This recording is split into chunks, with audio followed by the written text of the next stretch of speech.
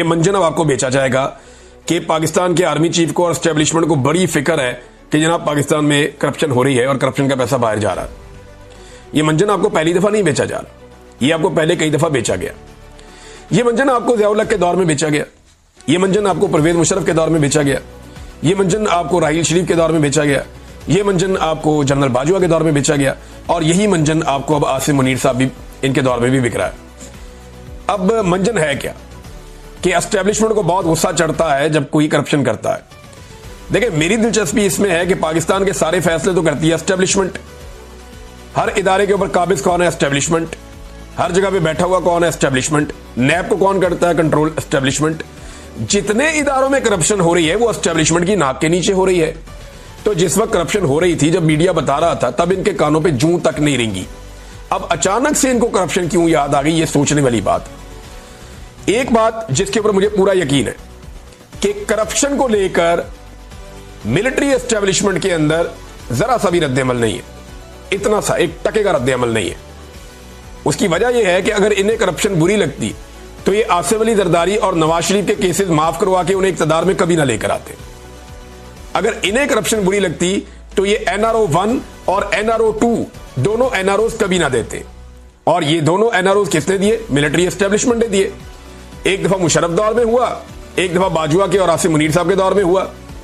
तो इसको आप ज़हन में रख लें कि पाकिस्तान की मिलिट्री एस्टेब्लिशमेंट करप्शन को अप्रिशिएट कर सकती है, करप्शन के बिल्कुल खिलाफ नहीं है। वो करप्शन को बुरा नहीं समझते, वो बुरा समझते हैं कि कोई अकेला करप्शन करे, या उन्हें बुरा लगता है कि कोई करप्शन करे और फिर बात भी ना माने। यानी अगर उनकी बात मानते रहे, आप करप्शन करते रहे, प्रॉब्लम ही कोई नहीं है। मुझे खुद मिलिट्री एस्टेब्लिशमेंट के एक बंदे ने कहा था कि हमें वो आदमी सूट करता है जो करप्ट होता है, क्योंकि उससे हम बड़े आराम से अपना काम करवा लेते हैं।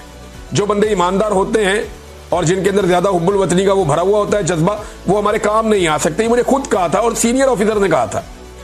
अब नाज़रीन, मामला ये है कि ये जो करप्शन की कहानी सुनाई जा रही है, ये क्यों सुनाई जा रही है? ये आपको सिर्फ एक मंजन बेचा जा रहा है, और ये पहली दफा नहीं है। ये नून लीग का और मिलिट्री एस्टेब्लिशमेंट का तरीका वारदात है। एक खबर सुनाता हूं आपको। 9 मई तो आपको याद होगा, 9 मई 2023। लेकिन आज आपको एक और 9 मई मैं याद करवाता हूं, और ये है 9 मई 2014, यानी आज से 11 साल पहले 9 मई।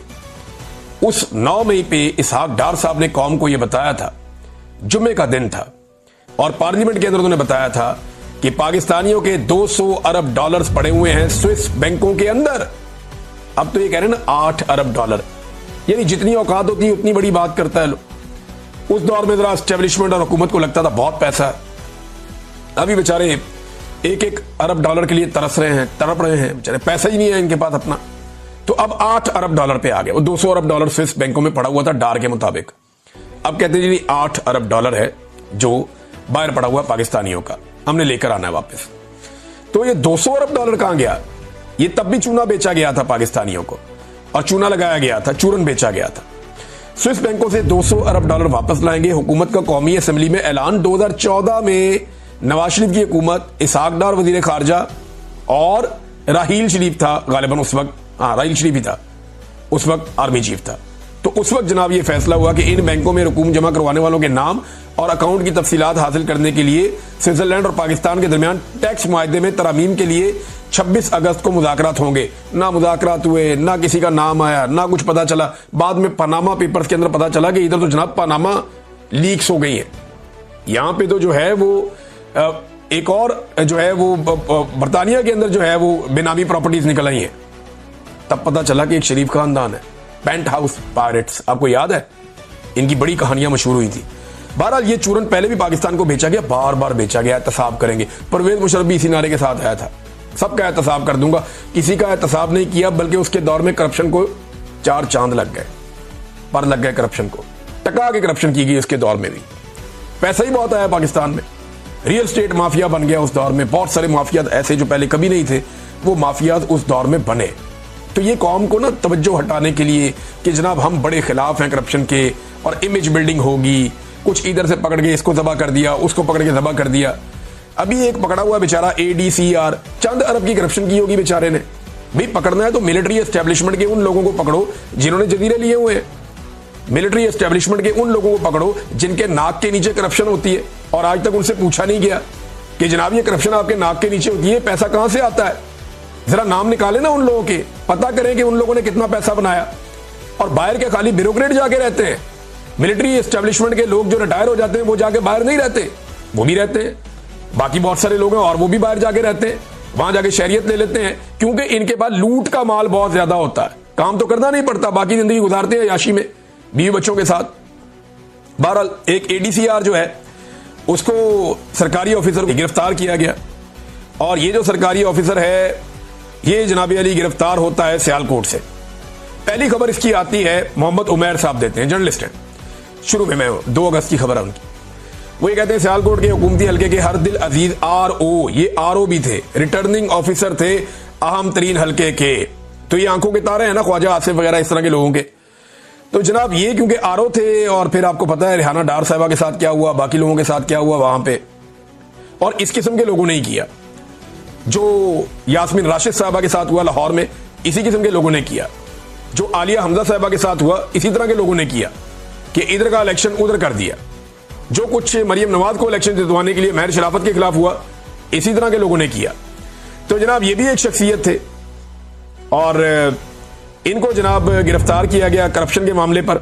एंटी करप्शन ने 5 रोज का रिमांड हासिल कर लिया। एक जिले में करप्शन का ये लेवल है, पूरे सूबे में कितनी करप्शन होगी उन्होंने खबर दी थी।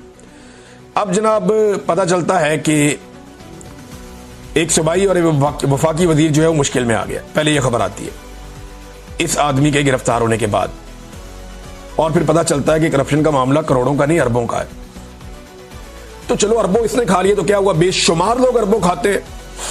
भाई जितने लोगों से आपने 2 नंबर काम करवाया, पाकिस्तान की मिलिट्री एस्टेब्लिशमेंट ने इनसे जाली फॉर्म 47 लिए थे ना आरओ से, तो जिन्होंने जाली फॉर्म 47 लिए आरओ से वो है ना रिस्पॉन्सिबल, क्योंकि इन्होंने तो जालसाजी कर दी। अब तो ये ब्लैकमेल करेंगे, पैसा बनाएंगे।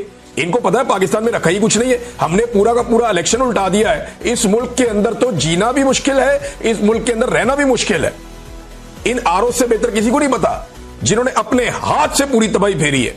वो कभी इस मुल्क में रहना चाहेंगे, वो फटाफट पैसा लपेट के मुल्क से भागना चाहेंगे, और इसीलिए सबने अन्नी पाई हुई है। अब जनाब जुबैर अली खान साहब ने खबर दी इस बारे में।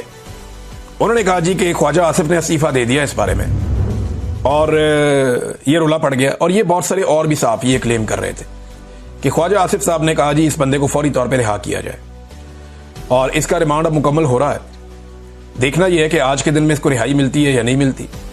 अगर रिहाई मिलती है तो पता चल जाएगा कि क्या होता है, रिहाई नहीं मिलती तो पता चलेगा फिर क्या होता है, या इसके लिए क्या सहूलत पैदा की जाती है।